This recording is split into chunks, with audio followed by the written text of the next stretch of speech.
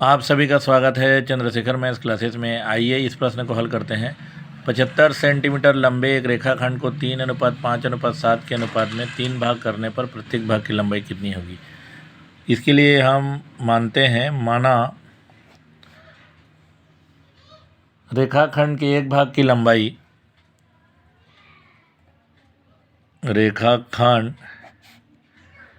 के एक भाग की लंबाई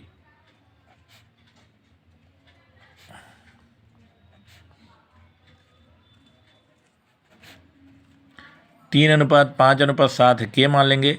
पहले भाग की लंबाई 3 के, दूसरे भाग की 5 के, तीसरे भाग की 7 के। माना रेखाखंड के एक भाग की लंबाई 3 के, रेखाखंड के दूसरे भाग की लंबाई 5 के, रेखाखंड के तीसरे भाग की लंबाई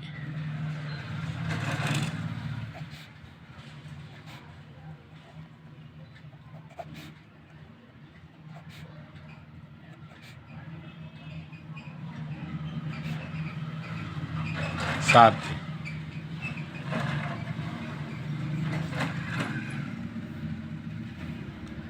रेखाखंड के एक भाग की लंबाई 3 के, दूसरे भाग की लंबाई 5 के, तीसरे भाग की लंबाई 7 के मान लिए। रेखाखंड की कुल लंबाई 75 सेंटीमीटर है। प्रश्नानुसार, अकॉर्डिंग टू क्वेश्चन,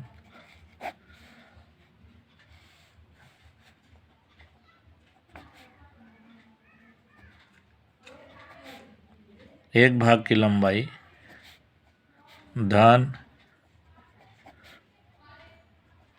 दूसरे भाग की लंबाई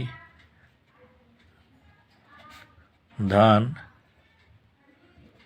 तीसरे भाग की लंबाई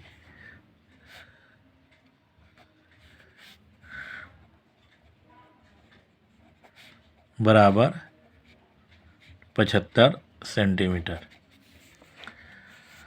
तो पहले भाग की लंबाई है 3 के धन दूसरे भाग की लंबाई 5 के। ये देख लीजिए, पहले का 3 के, दूसरे का 5 के, तीसरे का 7 के, धन 7 के बराबर 75। 7, 5, 12 और 12 में 3 जोड़ेंगे तो 15। 15 के बराबर 75 के बराबर ये हो जाएगा 75/15। यहाँ गुणा में है, भाग में आ जाएगा। 15 एकम 15×5 75। के का मान कितना आ गया? 5 आ गया। तो अब हम रखते हैं इसमें एक भाग की लंबाई,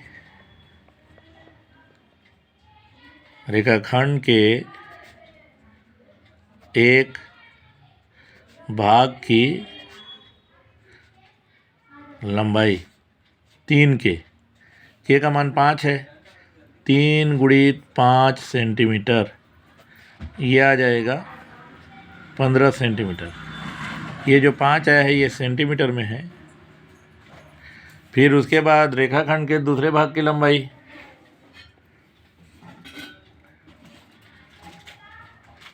रेखाखंड के दूसरे भाग की लंबाई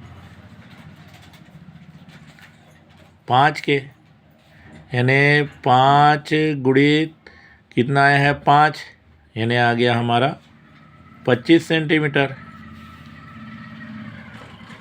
25 सेंटीमीटर आ गया। उसी प्रकार रेखाखंड के तीसरे भाग की